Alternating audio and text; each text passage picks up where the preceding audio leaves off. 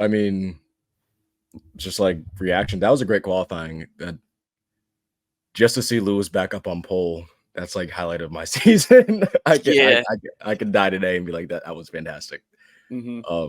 But Especially for 3/10, man. I mean, three yeah, thousandths. It's such a 3,000 is crazy. such a Again, they said close tied for quality. the closest top three of all time. I mean, less Hmm. than a tenth between Lando, Max, and Lewis. I think if Lando was in a Red Bull or Mercedes, man, he could be so good.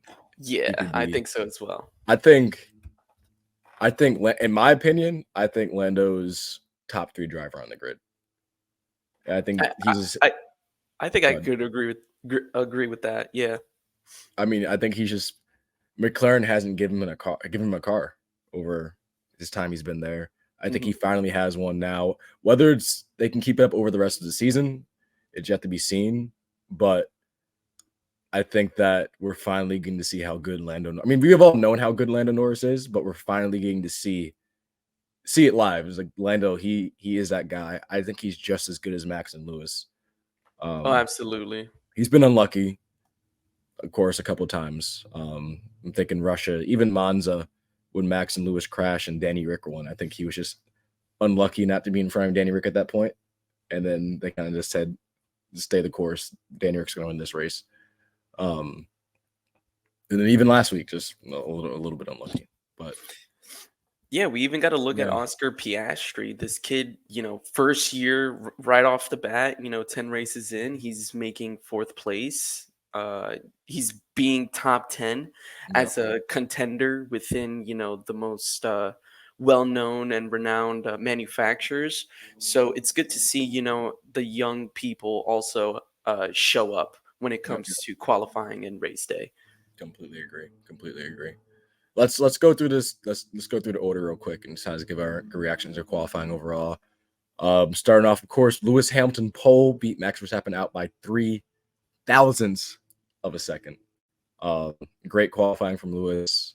Great comeback from Mercedes overall. I mean, Mercedes the last 2 years have been absolutely nowhere.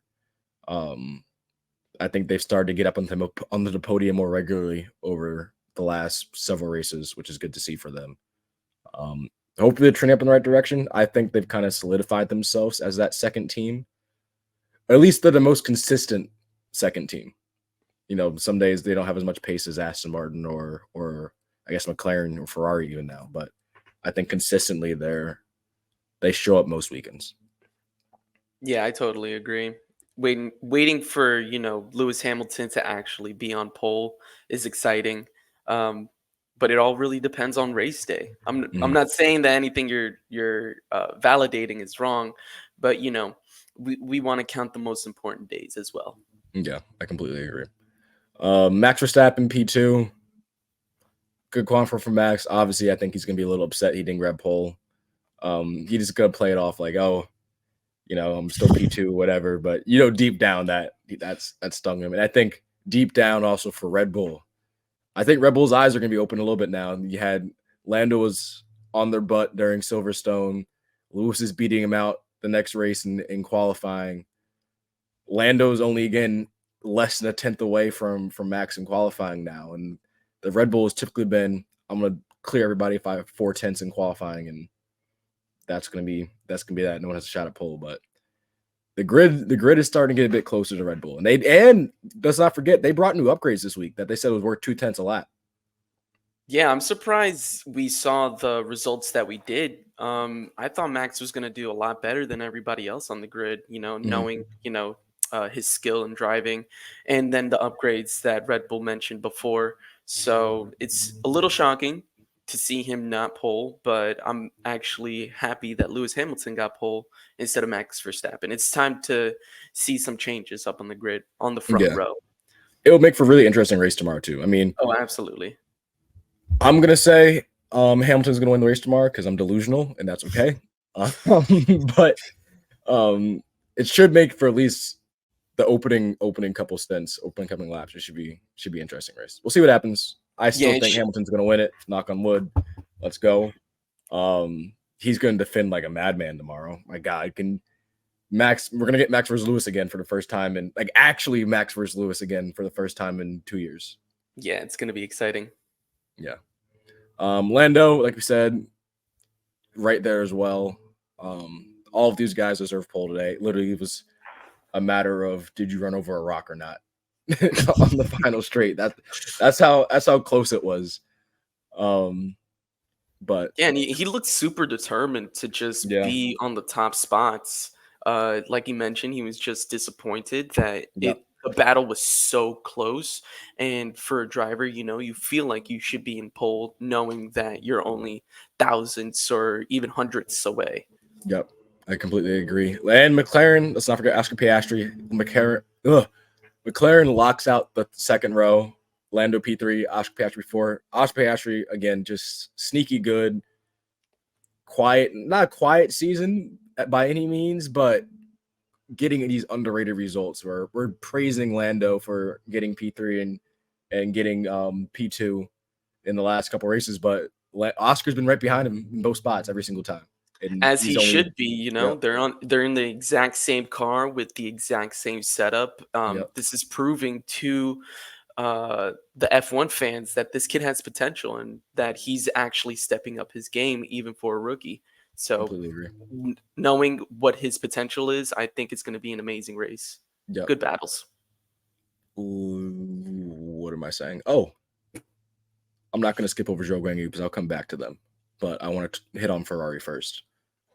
Ferrari, Charles Leclerc, P6, Carlos Sainz, P11. You're my Ferrari boy. What's happening? What's going on? Because they were clear cut, almost number one team last year for the beginning of the season. Clear cut, at least number two team. They come into this season probably the number three team, but Mercedes is back. Aston Martin's up there. McLaren's up there now. Red Bull is obviously doing their thing, and they get beat up by an Alfa Romeo, which is one of their customer teams. Yeah, it's sad to see, Charles Leclerc be so far back on the grid. And as well as Carlos Sainz, I'm a huge Ferrari fan, as you can see, but it's confusing to know that they aren't communicating as well as other teams. There's a huge lack of knowing where your driver sits and then having a good strategy for each driver. Like you mentioned in the previous podcast, they have plan A through Z, and that's just super complicated to actually prove to the grid that you have potential. So Yep. I think communication lacking a lot with the Ferrari teams. They better pick it up, or else I'm just gonna zoom out. But I really want to see them during race day. Yeah, I think they'll have good pace, but like you mentioned before, I don't. They have a lot of good contenders and other manufacturers that are starting to step up. completely agree.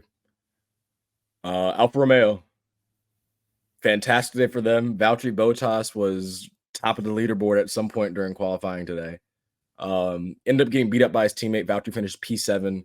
Zhou Guanyu, extremely, extremely quiet P5 on the grid. That's insane for a car that is, at least was arguably the worst car in the grid next to the Alpha Tauri.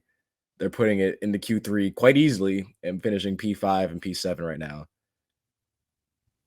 Good Yeah, day for them. new power unit is definitely helping them a lot. I'm not sure if that's the main reason why they're up on the top 10, but Mhm. seeing these other manufacturers starting to kick it up a notch, especially halfway through the season, Yep. it's starting to make it more entertaining to watch Yep. these races.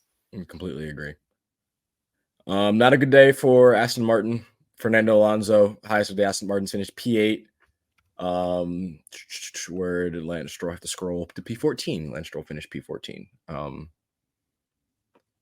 Not a good week for them. I expected, I think yesterday or when we did our first podcast, I said that I could see Fernando Alonso winning here. I thought most people thought their car could do really well around this track. This track suited their car really well.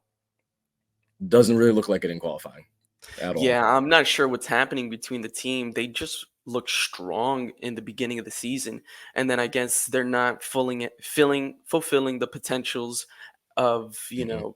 being the quickest, having good pace, and especially for Alonso, who's been with the sport for so long, it makes him frustrated to see, that the car isn't up to his level.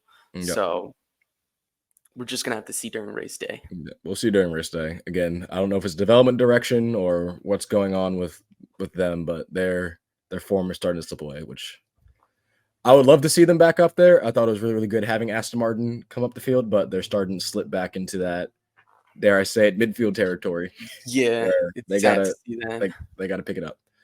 Um Sergio Perez, P9. Man, as a Red Bull, you gotta be disappointed in that, P9, with such a fantastic car, especially in straight line speed, you gotta just know how the car feels and how the Yeah. car is maneuvering towards those turns. There's a lot of turns in this track that you have to keep your momentum and keep high speeds without risking, going out of bounds or exposing track limits. He definitely had a few times taken off, I think, in this qualifying, so that Yeah. definitely jeopardized his potential. But as a Red Bull, you got to have that fire, that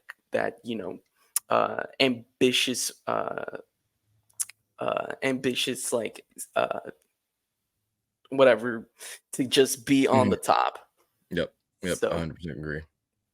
Um yeah, Sergio, I mean, he made it to Q3 finally. I mean, there was no excuse for him not to the last couple races, but make it to Q3, put it P9, barely only beat out the Haas of Nick and Hulkenberg by a tenth damn, yeah. for P10, and then was off of Valtteri and Fernando Alonso by about what is that, a hundredth, give or take. Valtteri Bottas and Fernando Alonso were only 1,000th apart. Now that I'm looking at it, which is that's crazy. That is also really insane. That's I think crazy. all the cars were pretty close together when it comes to the qualifying times, and it's Yeah, good to let's see see. that, because that means competition is starting to amp up. Um, but we want to see main contenders, Mm, uh, continue to be on the top and not just fall back halfway through the season. yep. Again, but Sergio was fighting for wins at the beginning of the season. Now he's 5 tenths off pole Yeah, I don't know. and qualifying. I don't know, man. We'll see what happens in the race tomorrow. Again, it's just qualifying. A little rain, safety car here or there could change everything up tomorrow. But right now, Sergio's got some work to do. All right, let's wrap this up with talking about, of course, Danny Rick, probably the biggest story this weekend. Was the biggest story this weekend. Lewis Hamilton might take him over getting pole now, but Danny Rick beats out Yuki Tsunoda. Danny Rick makes it to Q2. Yuki Tsunoda eliminated in Q1. Yuki will start 17 tomorrow. Danny Rick will start 13th tomorrow. Good day for Danny Rick. I think so. I think he proved that, the AlphaTauri isn't as bad of a car compared to everybody else on the grid. But again, he just came back. This is his first qualifying in what, almost half a year's time. Mhm. And to see that he's actually, putting the effort and putting the scoring, um, for this team that isn't so good, it definitely shows that he's going to be one of the main contenders. Yeah, completely agree. I think, again, expectations weren't very high with that car coming in. I think his one job was to do, I think he had two jobs. Keep it clean. That's something that DeVries couldn't do. So if you can keep the car on the track, and provide like some helpful feedback for development, I think that was one of his goals. I think he's done that so far. And then two, you have to beat Yuki Tsunoda. Yeah, I'm a firm believer Checo's not going to be in that seat for much longer. I think either Yuki or Danny will replace him, but whoever is the better driver out of those two will make it. Danny Rick making into Q2 over Tsunoda in Q1, huge deal. Nick DeVries only managed to do that 2 times over Yuki. From the first 10 races. Danny Rick is in here for 2 days and is able to do that. So good showing for Danny Rick. Starts P13. Hopefully you have a good race tomorrow. Probably, I think, I'm going to say it now, he's going to score some points tomorrow. Yeah, I would like to see him at least, top 10, maybe 9, 8, 8th place. Um, but again, this is the AlphaTauri we're talking about. So as Yeah, long as he just gives it his all, and like you said, just is giving feedback on how the car is maneuvering, what yep, they could fix, and also the strategist for Danny Rick needs to be on his game tomorrow because we don't want any mess ups happening within the pit lane or any strategy that would jeopardize him being a top 10 contender. yep. I completely agree. All right, let's do some final race predictions for tomorrow. I'll start. I'm gonna go Hamilton win. He's going to win. I'm saying it now. I firmly believe Hamilton will win tomorrow. My top three, I'm going to go Hamilton, Verstappen, Norris. And yeah, it's my top three. What about you? How are we feeling? Man, I really think that Norris is going to pick it up. So I would go Norris P1. Uh, the battle between Lewis and Max is definitely going to be intense, but I hope that they don't jeopardize it that much. I'm going to change it up and put Lewis P2 and then Max P3. Or we might even see Oscar Piastri get his Podium? first podium, which Yeah, would I be can see that. really, really good. I can see Big, that. big ups for him. I can see that. All right. I think we're in for a good race tomorrow. A lot of drivers are out of position. I think the Alfa Romeo was really good today in qualifying. I think it's out of place for the race. I don't think they're going to finish 5 and Yeah. 7. Don't forget, we have Fernando Alonso behind. Sergio Perez is behind them. Carlos Sainz is behind them. Ocon and Gasly. The Alpine, we were going to talk about them. They didn't look too good today, but that car in the race is typically pretty handily. So I could Mhm. see them. I don't think they're outside of a top 10 car. I think they'll get into the top 10. So someone has to come down. And then, of course, we have George Russell down in 18th. Extremely opposition. One car goes on pole, the other car finishes 18th. I could see George trying to make his way through the field tomorrow, but again, we know Hungary's a hard track to overtake on. So we'll see what happens.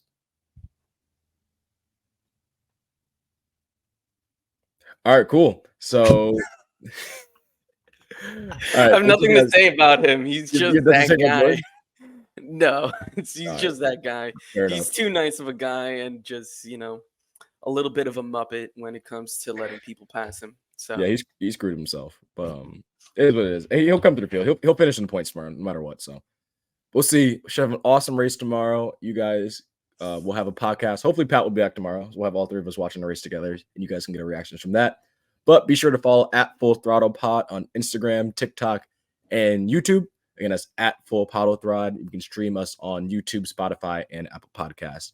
Link is in our Instagram bio. Thank you guys so much for watching, and we'll see you guys soon. Thanks.